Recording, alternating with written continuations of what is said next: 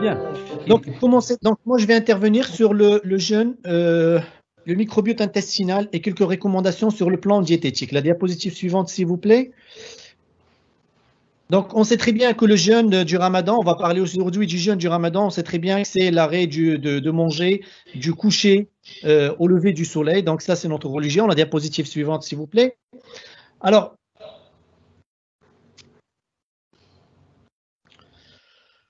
le problème qu'on a souvent, c'est que notre tube digestif, il est malmené par une alimentation qui est déséquilibrée pendant tous les jours. Et ça, c'est un grand problème parce qu'on n'arrête pas de manger. Et ça, c'est un point sur lequel je vais revenir.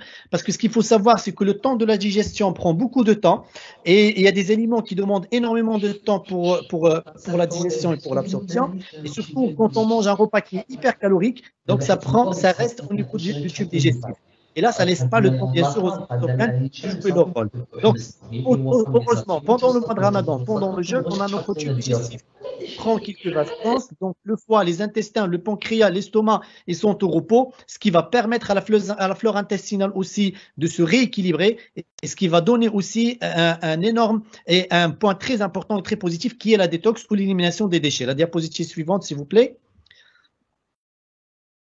Donc, le jeûne, on peut dire avant tout, c'est un moyen de détoxifier l'organisme, c'est un moyen d'éliminer, c'est un moyen d'utiliser les graisses qui étaient stockées. Pourquoi? Parce que l'organisme se retrouve en hypoglycémie, du coup, il a besoin d'énergie qu'il va aller chercher au niveau des cellules adipeuses.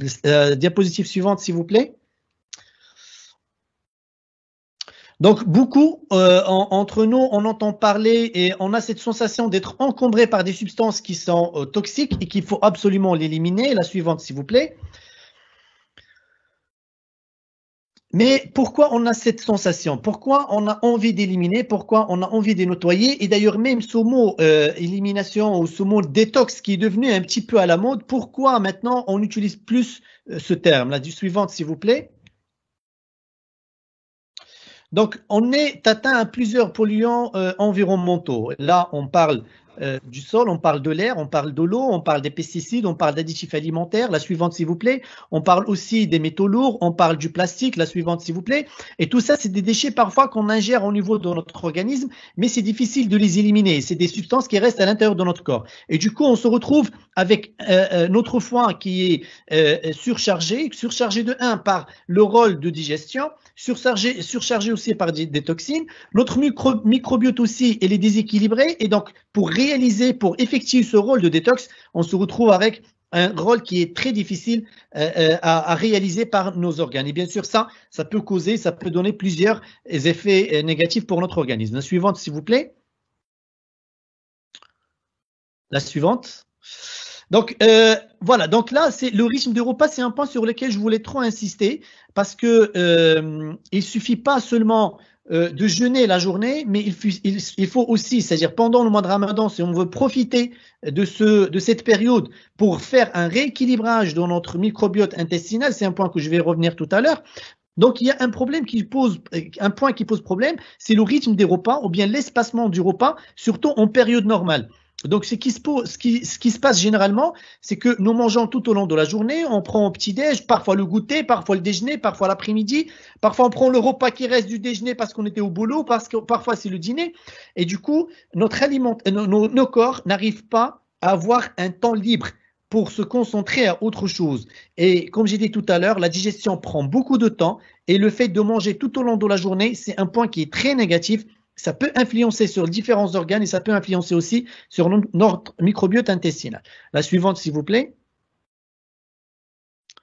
Donc, la question qui se pose, est-ce qu'on a la sensation de manger? Et ça, c'est un point qui est très important parce que maintenant, on parle plus de 3 repas et 2 collations par jour, on parle de manger à notre faim. Pourquoi manger à notre faim? Parce qu'on sait très bien la faim, c'est un besoin, c'est une hypoglycémie. Et donc, quand on a faim, le corps, il a besoin de manger, il a besoin d'introduire ces aliments. La question qui se pose, combien de fois par jour, je pars en période normale, nous sentons la faim dans la journée?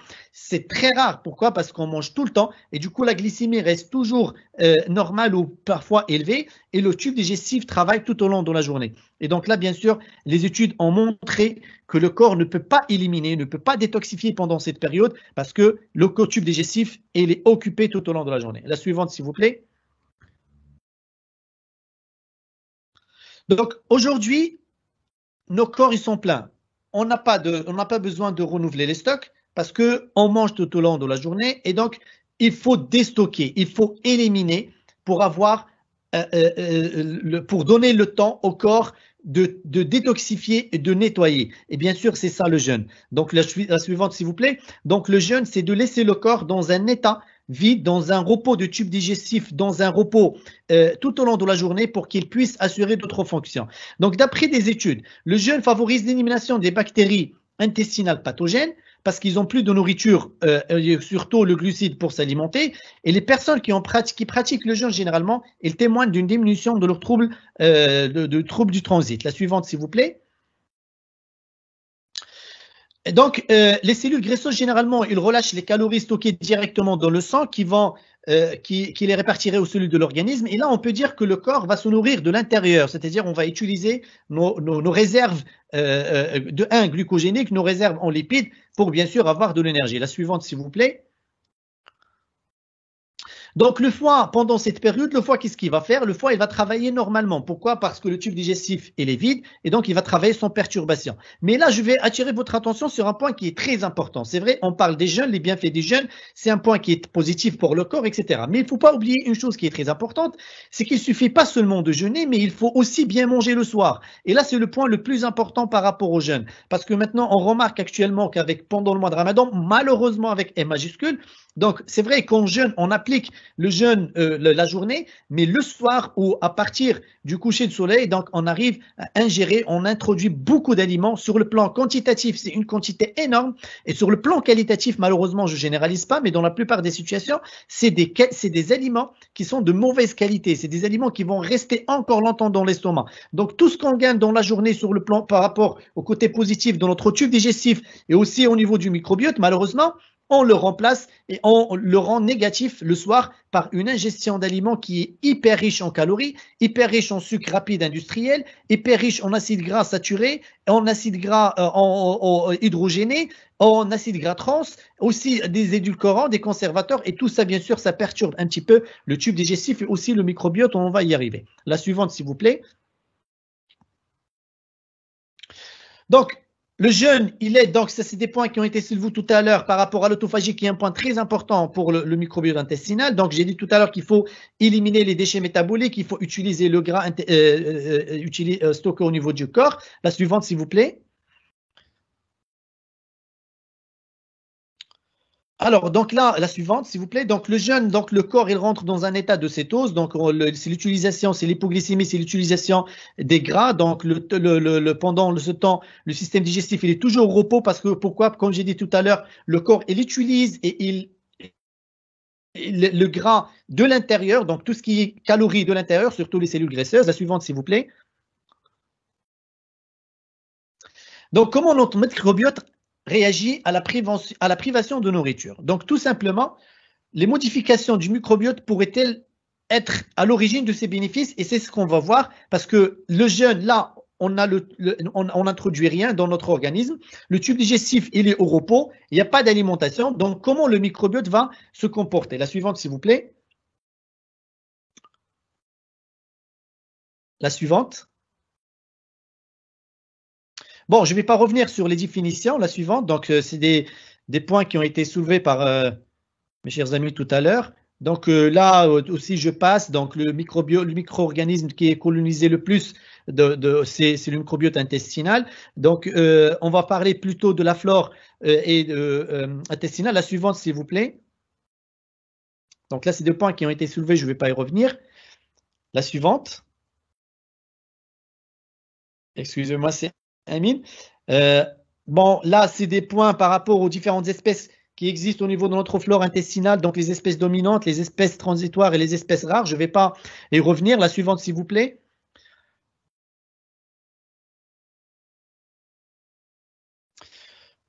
La suivante.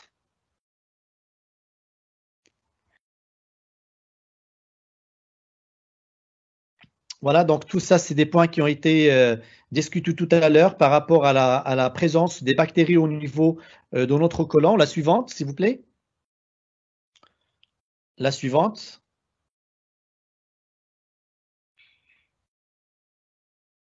Bien, donc. Là, on a un point qui a été très important, qui a été discuté au niveau des études, des différentes études. Donc, on a trouvé deux types de flore intestinale. Donc, deux groupes de types de flore intestinale. Et donc, c'est ce qu'on appelle l'écologie intestinale. Et là, ces deux groupes, ils étaient liés à deux paramètres fondamentaux. Le premier paramètre, c'est un régime riche en acides gras saturés et en sucre absorption rapide industriel. Et le deuxième paramètre, ou le deuxième groupe, c'était le groupe qui avait une forte consommation de fibres alimentaires. Et là, on va voir les détails par la suite. La suivante, s'il vous plaît.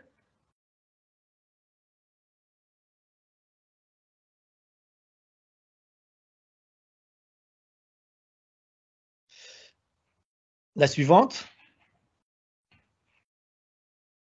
Donc, l'alimentation est le facteur le plus important pour le microbiote intestinal. Là, une étude qui a été publiée en 2019 à l'université d'Auckland en Nouvelle-Zélande, il a montré que le comportement alimentaire et le sommeil sont aussi connectés aux bactéries intestinales et la santé. C'est-à-dire, si on veut prendre soin de nos intestins, si on veut prendre soin de notre santé, il faut prendre soin des intestins. Et si on doit prendre soin de nos intestins, il faut prendre soin de ce que nous mangeons, de ce que nous ingérons d'une manière générale. Excellent, merci beaucoup. C'est la diapositive la plus importante pour moi par rapport au microbiote intestinal et le côté alimentaire. Là, on voit que le microbiote intestinal, il a plusieurs rôles. Je ne vais pas revenir sur le rôle de barrière de défense et de maintenance qui a été soulevé par mes chers collègues, mais je vais revenir sur un point qui est très important, c'est le premier. Donc, c'est le rôle de la digestion. Et là, je vais revenir, comme il a dit professeur Heikel tout à l'heure par rapport aux obèses, moi je vais parler par rapport aux personnes qui sont carencées. Donc la plupart des personnes, ils sont carencées en différentes substances nutritionnelles, mais on se pose toujours la question pourquoi. Pourquoi j'ai une carence en fer alors que je mange du fer? Pourquoi j'ai une carence en vitamines ou là en calcium alors que j'en mange? Tout simplement, maintenant, toutes les études ont montré que le problème qui existe maintenant, ce n'est pas un problème d'apport. Nous apportons suffisamment de nutriments, bien sûr, il y a des exceptions, je généralise pas, mais le problème qui se pose, c'est un problème d'absorption, c'est un problème d'utilisation, c'est un problème d'assimilation. Donc là, il ne suffit pas seulement de manger le fer, il ne suffit pas seulement de manger le calcium, mais il faut aller au-delà. Est-ce que notre microbiote intestinal, elle est prête à absorber, elle est prête à utiliser ce nutriment qu'on va utiliser, qu'on va ingérer. Donc, le rôle majeur de microbiote intestinal dans la prévention des différentes carences nutritionnelles est très important, sachant que le microbiote intestinal, comme il a été souligné tout à l'heure, souligné par le professeur Taher, donc il a un rôle dans l'absorption, dans la digestion et aussi dans la sécrétion de certaines vitamines. Donc on a la vitamine K, la vitamine B2, la vitamine B8 et tout ça se passe au niveau microbiote. Si on a un problème au niveau du microbiote, on va avoir un problème de malabsorption. Cette malabsorption, malheureusement, même si on ingère une quantité suffisante, le corps ne va pas en bénéficier et du coup on va se retrouver après avec des carences qui sont très importantes. Et donc là, pour répondre à cette question, pourquoi je mange et je ne bénéficie pas, pourquoi je mange? Parce que là, on reçoit beaucoup de patients par rapport à ça, surtout concernant les micronutriments, c'est-à-dire les vitamines et les sels minéraux. La plupart, ils prennent même des compléments alimentaires riches en vitamine D, riches en calcium, riches en fer, mais tout le monde est d'accord maintenant, si le microbiote intestinal ne répond pas positivement, s'il n'est pas en bonne santé, on va avoir un grand problème d'absorption et par la suite des problèmes de carence. La suivante, s'il vous plaît.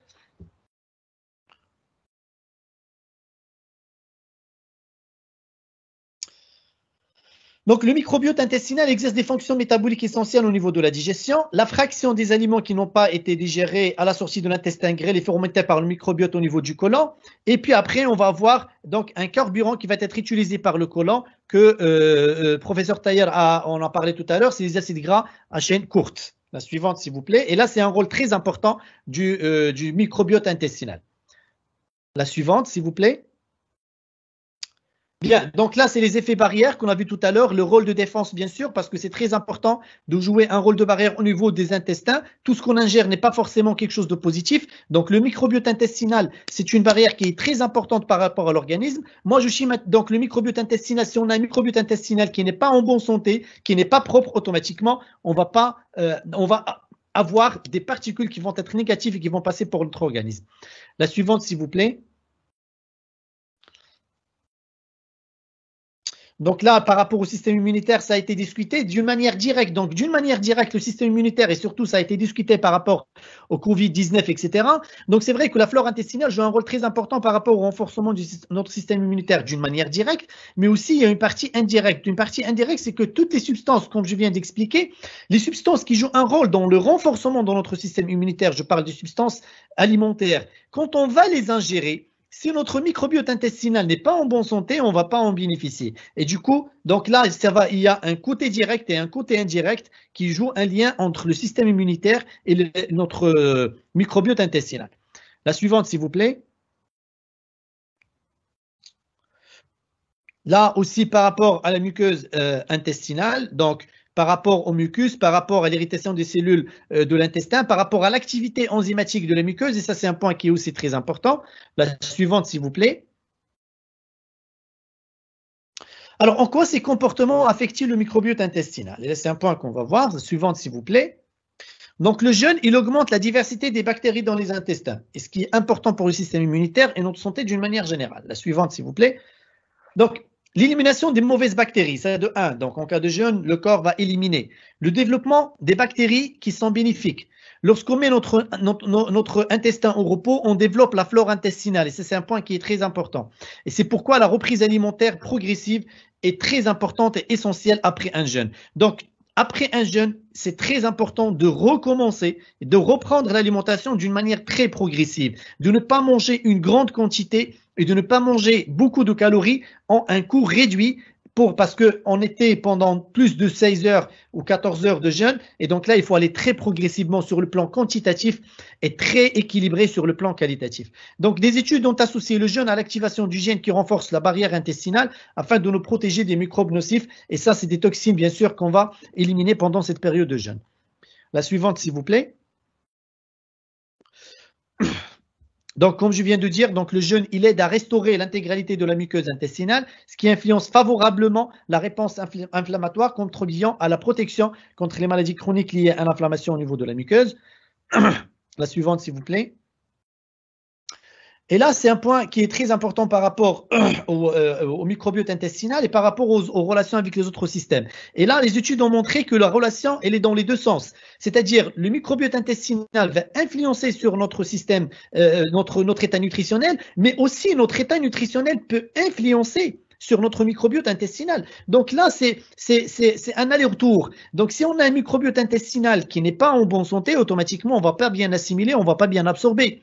Mais si on mange mal, même si on mange suffisamment sur le plan quantitatif, mais sur le plan qualitatif, c'est aussi très important parce que c'est le côté qualitatif de la chose qui va me permettre de régulariser cette flore intestinale ou ce microbiote intestinal. Et là, on va voir les détails tout à l'heure. Donc là, j'aimerais bien insister sur deux points qui sont très importants. Il faut satisfaire les besoins sur le plan quantitatif. Ça, c'est un point indiscutable. Mais le point le plus important sur lequel on n'insiste pas beaucoup, c'est le côté qualitatif des glucides. Donc, on sait très bien qu'il y a lipides et lipides, il y a protéines et protéines, et il y a glucides et glucides. Donc, on ne peut pas comparer des glucides industriels avec des glucides naturels, comme on ne peut pas comparer des gras hydrogénés avec de gras végétal qui est riche en acides gras insaturés, qui est bénéfique pour la microbiote intestinale. La suivante, s'il vous plaît.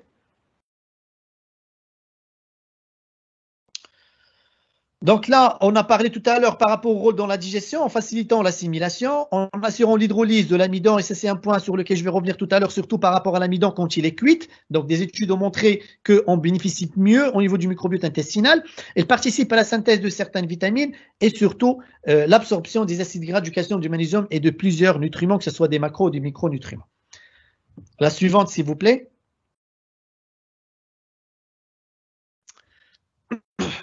Donc là, je ne vais pas y revenir sur des points qui ont été soulevés tout à l'heure, donc par rapport aux acides gras à chaîne courte qui fournissent de l'énergie à notre intestin au niveau en interne. Et ça, c'est suite, bien sûr, quand on a un microbiote intestinal qui est équilibré. La suivante, s'il vous plaît. Alors là, j'arrive à la fin, à la partie la plus importante. Nous sommes ce que nous mangeons.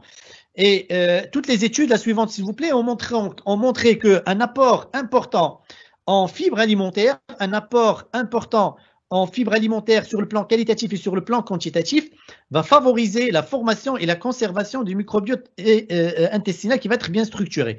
Donc, grâce aux effets bénéfiques des prébiotiques et des probiotiques, professeur Taïeb l'a soulevé tout à l'heure aussi, professeur Ekel. Donc, ce sont deux substances qui sont très importantes. Donc, quand on parle des probiotiques, pardon, c'est les fibres alimentaires qu'il faut introduire d'une manière journalière. Normalement, nos besoins en fibres alimentaires sont de 30 grammes par jour. Les études ont montré que nous ingérons la moitié, c'est-à-dire en 10 à 15 grammes par jour.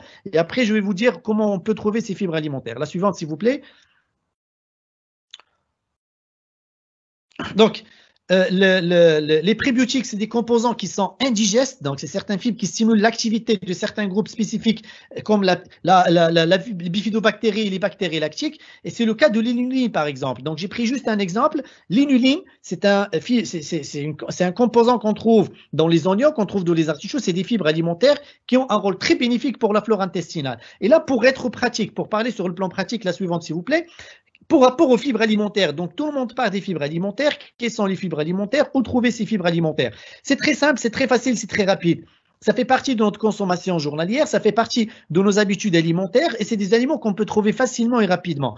Tout simplement, il faut avoir certains réflexes par rapport à notre côté alimentaire. Donc quand je parle de fibres alimentaires, il faut aller les chercher. Les fibres alimentaires sont faciles à trouver, mais il faut avoir la volonté. Prenons juste l'exemple de l'aliment le plus consommé, nous, en tant que Marocains, c'est le pain. Donc, le pain, on en a trois types. Il y a le pain complet, il y a le pain d'orge et il y a le pain blanc. Donc, si je prends le pain blanc, il n'y a pas de fibres alimentaires. Si je prends le pain complet, il y a plus de fibres alimentaires. Mais si je prends le pain d'orge, il y a encore plus de fibres alimentaires.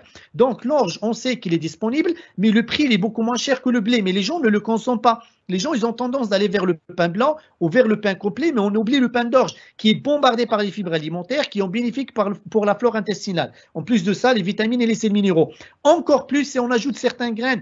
Si on ajoute par exemple les grains des sésames ou les grains de lin qui jouent aussi un rôle très important pour le microbiote intestinal. Et donc là, c'est des choses qu'on peut introduire très rapidement et très facilement dans notre alimentation et ça va donner un résultat final qui est appréciable par tout le monde. Les fibres alimentaires aussi, c'est tout ce qui est crudité. C'est tout ce qui est légumes, c'est tout ce qui est fruits. Mais les gens, parfois, ils oublient de manger, par exemple, le fruit ou le légume et ils partent vers les jus. Et ça, c'est un problème aussi. Pourquoi? Parce qu'on ne peut jamais remplacer le fruit ou les légumes par les jus. On parle de fruits et légumes comme teneurs, comme des aliments hyper riches en fibres alimentaires, oui, mais pas en jus. Ça ne veut pas dire que les jus sont méchants. Non, les jus aussi, ils ont le rapport nutritionnel. Mais sauf quand on fait cette transformation de légumes ou de fruits vers le jus, on n'a pas de fibres alimentaires. Donc, le fruit peut remplacer le jus, mais le jus ne peut pas remplacer le fruit. Donc, si on veut prendre le jus par jour, il ne faut pas que ça soit au dépend des fruits ou des légumes parce que l'apport en fibres alimentaires reste très important dans les fruits et légumes.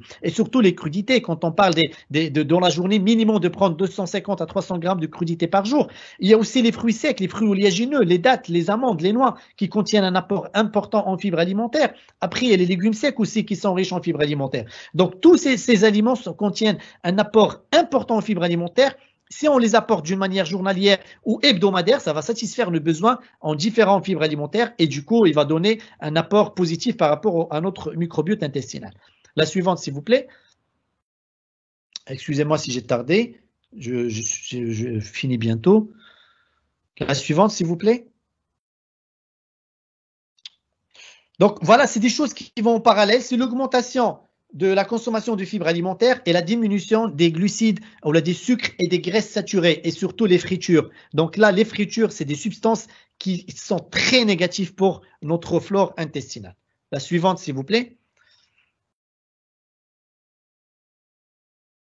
Après, il y a d'autres études qui ont montré aussi l'apport en polyphénol qui est très bénéfique pour le microbiote intestinal. Et là, quand on parle de polyphénol, on parle des antioxydants qu'on trouve surtout dans le thé. Donc, une consommation de polyphénol est très importante. Mais là, il faut faire attention. Si je prends un verre de thé qui est riche en polyphénol, qui est bien pour notre microbiote intestinal, mais qui est bombardé par le sucre, ça ne sert absolument à rien. Donc là, il faut avoir un équilibre entre les substances bénéfiques pour le microbiote intestinal et les substances, bien sûr, qui vont jouer un rôle qui est négatif.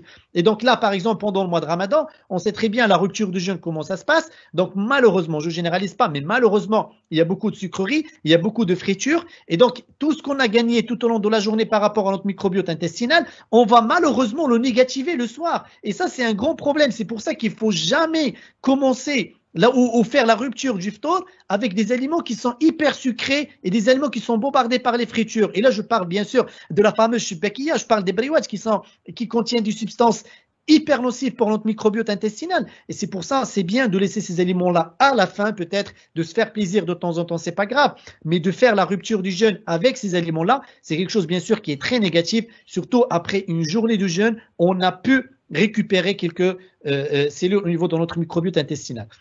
Donc voilà, comme j'ai parlé tout à l'heure, donc tout ce qui est céréales complètes, tout ce qui est pain d'orge, tout ce qui est pain complet, tout ce qui est légumes, tout ce qui est fruits, il n'y a pas de formule magique, il n'y a pas d'aliments magiques dans la nature. Les aliments se complètent entre eux. Le seul aliment complet pour l'être humain, c'est le lait maternel pendant les premiers mois. Après, il n'y a pas d'aliment qui peut satisfaire tous les besoins. Donc, c'est très important d'avoir une diversité alimentaire pour qu'on puisse avoir toutes les substances et tous les fibres alimentaires que le corps a besoin.